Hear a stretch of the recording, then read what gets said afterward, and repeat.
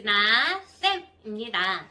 자, 오늘은 선생님들께 아주 중요한 주제로 다가왔어요. 자, 이직을 했는데 왜 힘이 들까요? 자, 분명히 나와 맞지 않는 원에서 나와가지고 이제 선생님들도 새로운 출발을 하시려고 이직을 하셨을 거예요. 그런데 이직을 했는데 뭔가 내 마음에 들지 않거나 내가 전에보다 더 힘든 경우가 생겨요. 이직을 했을 때 정말 마음이 편안하고 그런 원을 만난다면 너무너무 기쁘겠지만 마음이 좀 편안하지 않고 마음이 조금 불편한 상태라면 좀 이직을 괜히 했나 이런 생각이 많이 드실 텐데요. 자, 이직을 했을 때 선생님들께서 꼭 지켜주셔야 되는 것들, 그 다음에 우리 이직을 처음으로 하셨을 때 가장 중요한 것들, 진아쌤과 함께 스토리로 한번 이야기를 나누어 볼 거예요. 진아쌤의 경험을 바탕으로 이제 표현된 이야기들이니까 선생님들 잘 들어주시고 혹시 공감대가 형성이 많이 된다면 공감 많이 해주시기 바랍니다. 자, 먼저 첫 번째입니다. 선생님들 이직을 하시면 가장 먼저 그 원의 스타일을 또는 그 원의 체계에 대해서 먼저 아셔야 돼요. 아무래도 선생님들이 전에 있던 곳에서는 가장 높은 곳에 있었을지 몰라도 자, 이직을 함과 동시에 난 누가 돼요? 막내가 돼요. 그쵸? 이건 모든 회사가 똑같아요. 모든 막내가 되고요. 막내에서 차근차근 밟아서 다시 올라가셔야 돼요.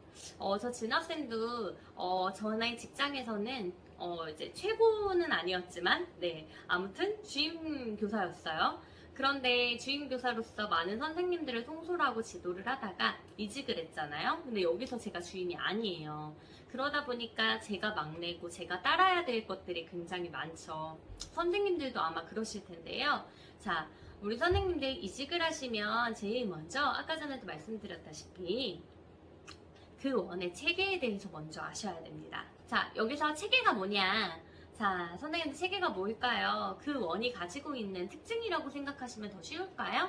네, 맞습니다. 그 원의 체계라는 거는 어디서부터 전달이 내려오고 명령이 내려오고 또 어떻게 전달이 체계가 이루어지는지, 그리고 물론 이 원의 수장은 원장님이시겠지만 그 어린이집의 굉장히 최고 오너는 원장님이시겠지만 아무래도 선생님들과 소통을 많이 하는 사람은 누군지, 그게 원감님인지 아니면 주임 선생님인지 아니면 선임교사들인지, 그 다음에 내가 맡은 연령 우리 반 있잖아요. 그 반과 제일 많이 소통하는 반은 어디인지 그런 거를 제일 빠르게 캐치를 하셔야 돼요. 이직을 하자마자요. 그래서 가장 중요한 거는 그 원의 체계를 익혀야 된다는 거. 자, 두 번째입니다. 자, 우리 아까 전에 첫 번째는 뭐였어요? 그 원의 체계를 알라였죠. 그쵸? 두 번째는요. 나를 그 원에 맞추지 말고 그 원에 나를 맞추셔야 돼요. 네. 이게 굉장히 어려워요. 어떻게 보면. 그쵸? 물론 나도 그 원에 맞아야 돼요. 그쵸? 적응을 많이 해야 되죠. 그쵸? 그런데 자세히 보면요. 선생님들 나를 그 원에 억지로 끼워 맞추려고 하면 굉장히 힘들거든요. 그래서 반드시 그 원에 나를 맞추셔야 되는데요. 자, 이게 굉장히 어려운 이유가 초임으로 근무를 시작하시는 분들은 어려운 게 아닌데 다른 곳에 오랫동안 근무를 하다가 이직을 하신 분들한테는 이게 굉장히 어려울 수 있어요.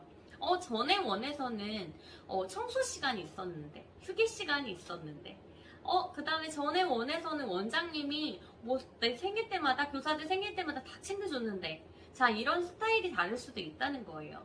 그 다음에 청소 시간을 배분할 때도 그 다음에 그 원장님께서 청소나 위생, 청결을 관리하시는 방법이 있겠죠. 그런 것들을 선생님들만의 지금까지 따라오던 방법이 아니더라도 꼭 반드시 그 원의 규정상에 맞게 따라주셔야 되는 겁니다. 아시겠죠? 마지막 세 번째는요. 어찌 보면 가장 중요한 세 번째인데요.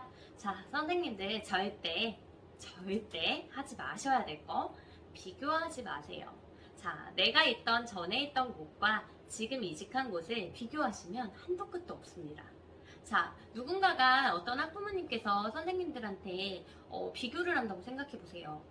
작년에 담임 선생님이셨던 분은 이렇게 했는데 왜 지금 담임 선생님이신 분은 이렇게 하지? 이렇게 눈앞에서 비교를 한다면 어느 누구나 기분이 좋지 않습니다.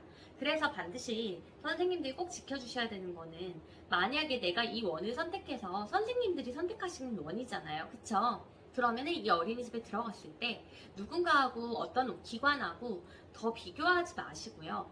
자, 이 원에 내가 적응할 수 있는 방법을 먼저 찾으시는 게 좋아요. 내가 적응하지 못하면 이 원에서 나는 한 달도 두 달도 세 달도 네 달도 버티질 못하거든요. 제 주변에도 그런 분들이 많고 저 역시도 그런 경험이 있습니다. 내 마음이 편안하고 내 마음이 적응을 완벽하게 해야 편안하게 해야 1년이 편안하잖아요. 저희 보육교사들은 아무래도 1년이 학기제로 운영이 되다 보니까 중간에 그만두는 거는 조금 책임감 없다는 소리를 많이 듣기도 해요. 물론 몸이 아파서 또 체력적으로 힘들어서 그만두시는 분들도 계시지만 실제로는 마음이 많이 다치고 상처를 받아서 그만두시는 경우도 굉장히 많습니다. 아무래도 아이들을 보는 직업이잖아요. 그러다 보니까 교사들 스스로가 누군가하고 어떤 기관하고 비교를 하게 되면 이 아이 저 아이 비교를 하게 되는 것 같아요. 네, 그래서 반드시 선생님들이 기관에서 이직을 하셨을 때 네, 그런 부분을 조금 지켜주시면 됩니다. 자, 이렇게 진학생과 함께 이직했을 때 조금 고려해야 될 점. 또 이직을 했는데 왜 힘들까요? 에 대해서 한번 알아봤는데요. 자, 어떠세요? 좀 정리가 되셨어요? 첫 번째 제가 뭐라고 했죠?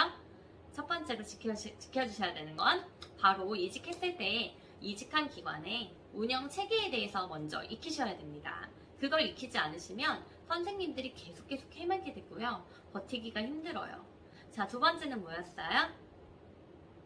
자, 나를 원에 맞추기보다는 원에 나를 맞추세요.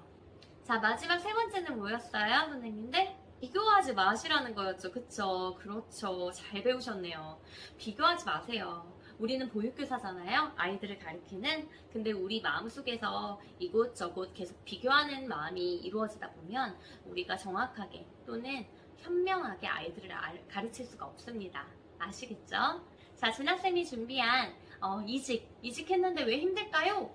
네, 이거는 네, 오늘은 여기까지 네, 이야기를 나누어 봤고요. 이직에 관련돼서 사실 이직을 너무 많이는 안 해봤고요. 적당히는 해봤습니다.